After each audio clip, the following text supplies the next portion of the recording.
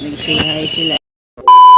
Good day mga bossing, panibagong araw, panibagong umaga. Nandito pala kami ngayon sa port ng Cartagena, Colombia, the British Columbia. Lakad kami kasi malayo pa yung papuntang labasan eh. Pero sinat ko muna ito, barko namin na sinasakyan namin palagi. Nakaport lang siya palagi dyan sa gilid-gilid. Habang kami naglalakad sa nanang init hanggang paliko, hanggang makita mo yung lupain dyan na maraming ibon. Tama ko pala yung tropang cold jack pala sila, mahilig pala sila sa lakad-lakad.